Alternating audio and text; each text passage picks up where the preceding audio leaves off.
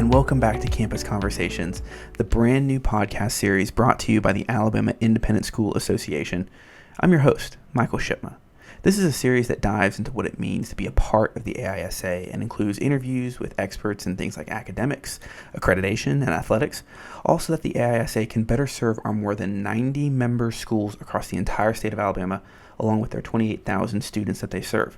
So every Friday, join us for these engaging and helpful discussions designed to help students, teachers, and school administrators be the best that they can be. Today, we're talking all about Tinkercast. It's a unique teaching method that uses podcasts in the classroom for young students. I'm so excited to learn about this tool and what it does, how it works. So let's just jump right in. This is Campus Conversations.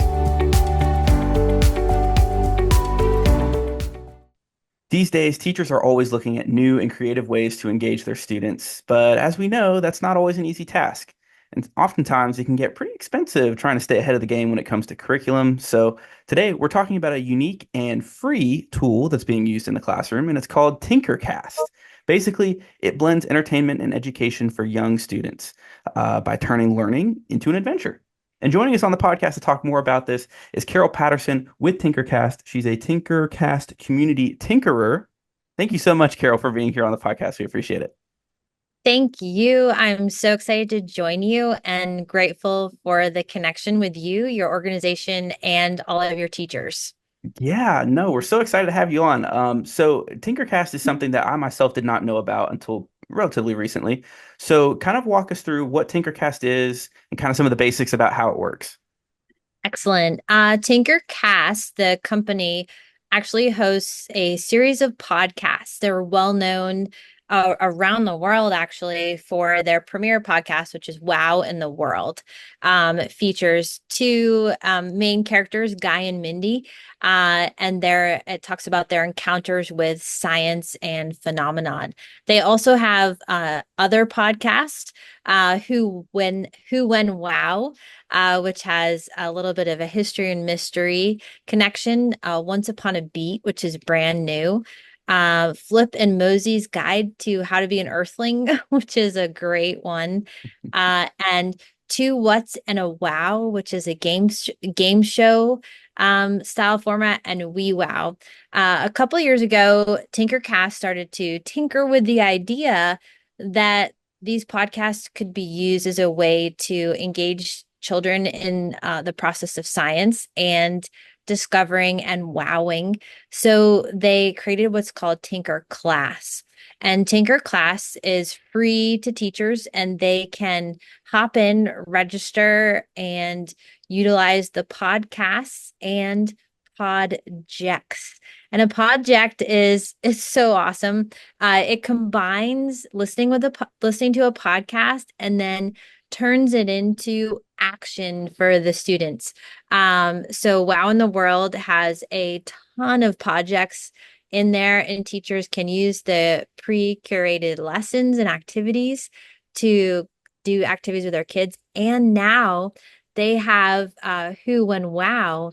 There are projects that are focused in ELA and social studies. And this is brand new and really exciting. So Tinker Class is all in. And this company, Tinkercast, is so dedicated to making this tool available, accessible, and supporting teachers and students in their literacy through listening. How Mhm. about that? Yeah, no, that's quite the intro for it. I mean, and when you look at some of the different things that y'all are doing and incorporating some of these educational elements into storytelling, this really does cover, like you mentioned, a really broad Mhm. range of different subjects. It's not just, history or science. Like there's also things like math. How exactly do you get from kids listening to this podcast, whatever this, engaging story might be, to then actually doing classwork, in the classroom, kind of like what does that look like? Um, well, there's a thing we always say, what does it look like, sound like, and feel like? And so I can walk you through kind of those three things. What it looks like is absolute, total, awesome engagement. And it sounds like a lot of different things, and it feels like fabulous connections. So, when the listen is the first component of this tool that has been designed, because that's the strength of Tinkercast and all of their podcasts, is creating this community listening event for children, and getting them really excited through the voices and the actions of the characters in the shows. One of the founders of Tinkercast, there's three, Guy Raz, Mindy, and Meredith. Meredith, who is the behind the scenes person, she says, when you're listening, you're creating pictures in your brain. So, and they're turning those pictures into action. So the first thing you do is the listen. And that in itself is an incredible education activity, right? And then as they're listening, they move into what's called the wow and the wonder. And as a science teacher myself, the wow is that observation you make, the wonder is the question that you ask, and then it moves into the tinker and the make. And the tinker and the make is actually, what action are you taking with this thing that you've asked questions about? So, yeah, it's like it's moving through the scientific method or the scientific process or the engineering process, or in writing, you make a claim and then you back it up with evidence and you provide the reasoning. There's all these pathways that it applies to. Does that answer Mhm. your question a little bit? I could say more. Absolutely. Yeah, absolutely. No, and I mean, when you think about the content that you guys are producing too, is this something that is kind of like a K through 12 type audience, or is this perhaps more geared towards younger students? Who's kind of your target audience? Like as a teacher listening, I would be thinking to myself, okay, is this something that would be right for my classroom? Who's kind of what age group, what grades are you guys kind of primarily focused on? It For me personally, in my classroom, I can make this tool work for any age group, but all teachers may not feel the same. The podcasts are really elementary level, so I've seen it work really well with K through 5. And the sweet spot is that third, fourth grade level where they can really like independently begin to think more deeply about some of the things that they're hearing. However, the one of the best attributes of this, the company and the podcast, is building skills that are so important across all subject areas and grade levels. Like, how do you listen? Why do you listen? And what does listening then turn into? And so this tool in that way can be used even in the younger classrooms in kindergarten and first grade. Mhm. Well, I know just for me personally, and thinking back to, when I was in the K through fifth grade range, I had a real tough time as a young student listening and retaining things. So that can be a really big challenge for a lot of teachers trying to reach certain students who might learn in different ways. Talk a little bit about how you guys maybe try and, I guess, kind of bridge the gap a little bit, but really try and make this content so where anybody can really, access it and enjoy it and find it engaging. What sort of ways do you guys try and really reach a broad audience here with your students, especially now? Because I mean, we all know attention spans. I mean, it's hard enough Limited. to keep people's. Yeah, exactly. So sometimes when people hear podcasts, it's like, there's no way I'm going to get my third grade student to sit down and listen to a podcast. How is that possible? So that's my question to you. How is that possible? Practice, practice, practice. I Yeah. think that um, teachers are so amazing, and but they need that thing, that tool in their back pocket that can help them teach the skill. And I am telling you right now, this is a tool that can do that for teachers. And it's just that moment of like stepping up to the plate and saying, I'm going to give this a shot. And the cool thing is that I did this with my kindergarten science class a few years ago. The first time I did it, it was a disaster. I'm like, oh, they're going to be able to listen for 10 minutes, no problem. Well, the content is so engaging and the characters are so animated with their voices and the sounds. It was a little too much. And then I realized, I said, wait a second, there's an opportunity here. I shouldn't walk away from it. I need to lean into how activated their brains were. And so what I saw was that I wanted them to tell me what they were hearing, all the different things. And so we listened to the same thing again, and they weren't focused on the words yet, but they focused on the sounds. So we spent a whole day writing down all the sounds they heard. And then the next day I said, okay, let's listen to just one character's voice and really think about what that character's saying. And so that for a kindergarten child or a first grade child, listening and learning to listen and practicing it is only going to help them further down the road in the future. And it's such a critical skill. And then also, too, with our children that are so connected to their screens right now, whether it's television, gaming, iPad, whatever it is, this is an alternative to that. And it helps us to reconnect with the creative parts of our brain and help us start to build our own stories in our minds and imagine. And so, when you think about the books that are out there right now and the like Jonathan Haidt or other authors, I think there's a book called Growing Up in Public that is a really great book about, kind of this connection to social media or YouTube or television. This is an alternative that is still really engaging, well researched, really thoughtfully produced, and purposeful. And it's designed in a way to help us use technology, but in a way that's new and different than looking at something. Um, yeah, I think that's about, I think I answered your No, that makes question. a lot of sense. No, that makes a lot of sense because I mean, honestly, screens are everywhere, and this generation, especially our younger students, are digital natives through and through. Yeah. I mean, screens are pretty much all they've known. So which might be a little bit different than people Mm, like you and me. So I mean, but it's finding ways to connect with them that's really so important, and it's kind of the daily struggle that I feel like a lot of teachers are kind of waging right now. So. absolutely. But when you talk about how you really bring these characters to life and really Mm. make learning exciting and engaging for these young minds, kind of walk us through what does the process look like from kind of concept to going live with an episode? What is because it looks like you guys look like a fun-loving bunch, okay? Oh I my mean, gosh. we were talking beforehand about how all of your titles have the word tinkerer in them, which I just think is fantastic. So just kind of Yeah. walk us through what this whole process looks like of getting this content out there for folks and teachers. So I have to admit, like, I'm pretty new to this. So the magic behind the scenes is something that has not been revealed to me yet. Oh But what I man. do know, yeah. And so I'm diving in. But what I do know is that when the podcasts are created, the amount of research and writing that goes into each episode is huge. So you have, for example, the Wow in the World. In every Wow in the World episode, they are leaning into actual articles and research in scientific journals or in other situations where there's actually a background to what they're sharing.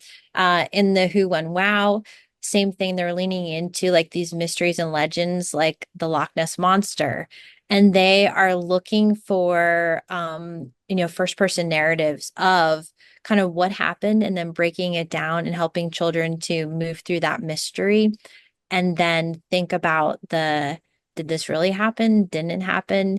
Mhm, Like, what's the DB Cooper who jumped out of the plane supposedly with the money and everybody's looking for his treasure, or the Yeti? There's so many fun ones. mhm, Um, the content is so thoughtfully created by the writers, and then the group of individuals that I am so grateful to be included with, um, they all have this spark, this energy, and this absolute total commitment to what they are bringing to the world. And they are people that are wowing on a regular basis, and wow is part of their vocabulary when they get together. And the concept of the listen, wow, wonder, tinker, make, they actually use it as a company to do their work. So they listen together and they thoughtfully observe what's happening and what the need is. They wow and wonder, which means they're like, okay, what are we noticing and what questions do we have? And they tinker and make, how can we put this into something that is going to have an impact to our audience and to the people who are relying on us for creative content and learning. mhm. One of One thing the that other we things, oh, sorry, I forgot to Mhm. mention this, and No, go um, ahead. you kind of touched on this earlier, and then I realized I didn't answer it, but accessibility is really something that's rising to the top for Hmm. Tinkercast.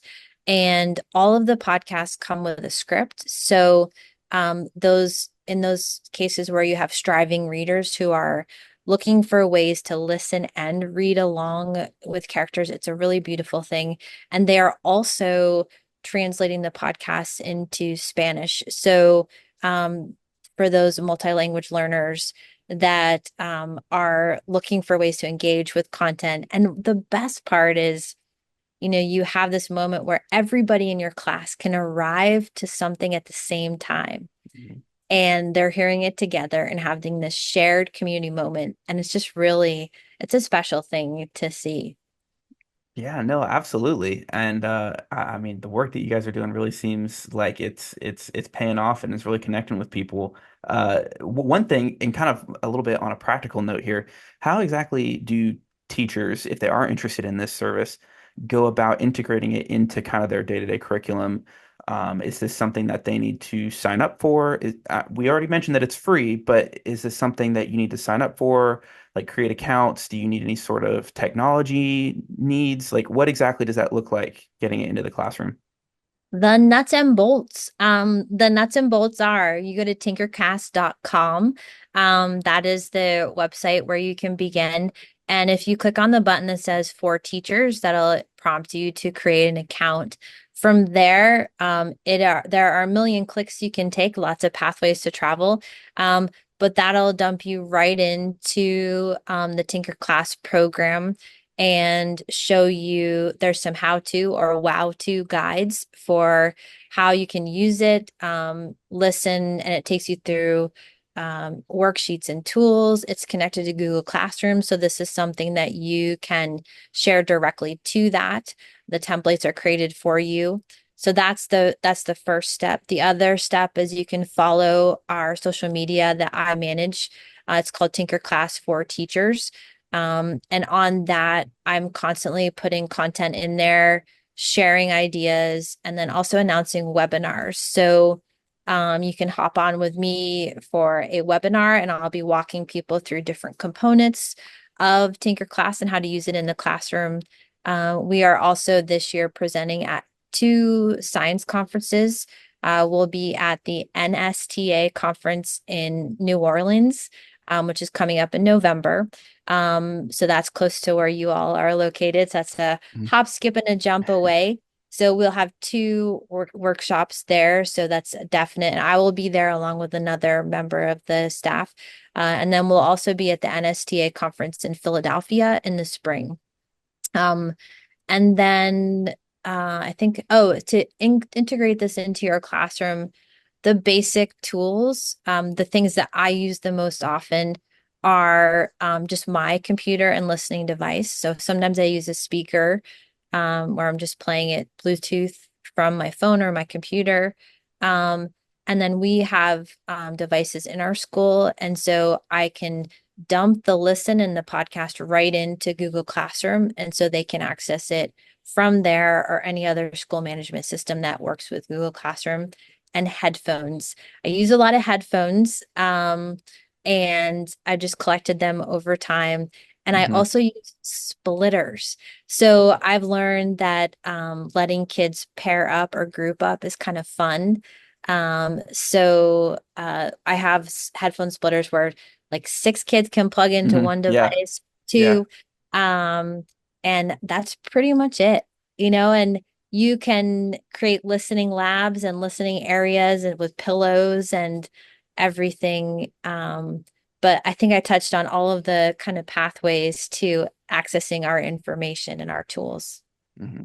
No, it sounds really easy enough to get started with this. So that's really encouraging. And like I said before, a lot of teachers are always looking at new and innovative ways to kind of get going with engaging content. This really seems like a great opportunity. So I would definitely encourage folks to at least check it out. Yes. Tinkercast.com. It was the website that you just mentioned.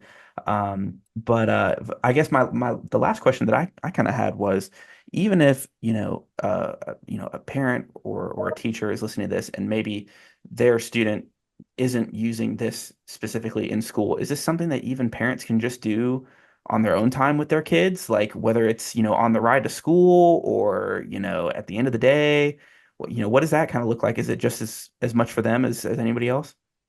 Holy wow, yes. Um, I have a 17-year-old boy and two bonus kids from my second marriage. But my 17-year-old boy, even though he pretends he doesn't like it, I he doesn't ask me to turn it off. So, um, the podcast is available to anyone. All the podcasts are, and you can kind of pick and choose.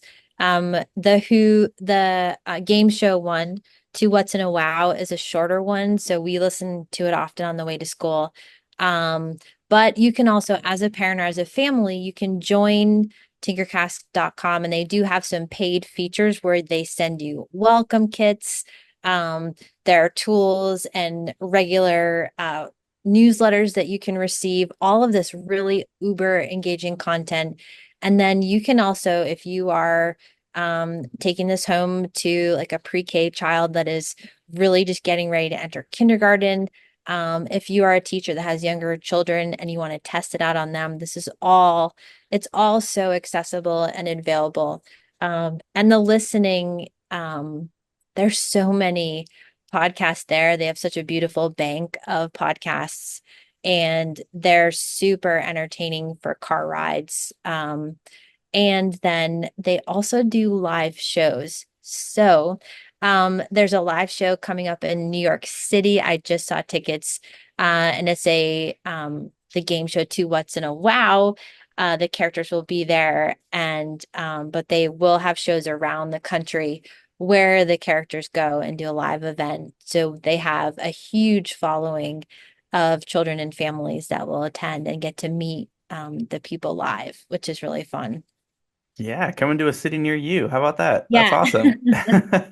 Well, look, Follow us Carol. on our social media so you can see all of that stuff being announced. It's really great. So Yeah, absolutely, and I'll definitely include that some of that info in the description. But look, Carole Patterson, that's all I have for you today. But man, it was great talking to you, and it was great learning a little bit more about this product that you guys are putting out, working so hard on. Again, tinkercast.com is the website. Thank you so much for talking to us today. We really do appreciate it. thank you. And I have to say thank you to Tinkercast as a teacher and educator. I can just say to people, go for it. Lean into this tool and know, teachers, that there are individuals and organizations out there that are cranking out this incredible content, and have fun with it. And if you have questions, I'm here anytime. And thank you for your time. I'm so thankful and grateful that your organization is doing this work for the schools in your state. And they're very lucky to have you on their side. So have a great rest of your day. Thanks, very kind words. We appreciate it. We truly hope that this discussion has proven beneficial for some of our AISA educators. Tinkercast is a tool that really caught our eye, so if it's something that interests you or maybe a teacher that you know of, check out their website at tinkercast.com. We put that link in the description of this episode. For now, though, that'll do it for this episode of Campus Conversations, but be sure to tune in for new episodes every Friday and watch the video version on our YouTube page. For now, though, I'm your host, Michael Shipma. Thank you for listening.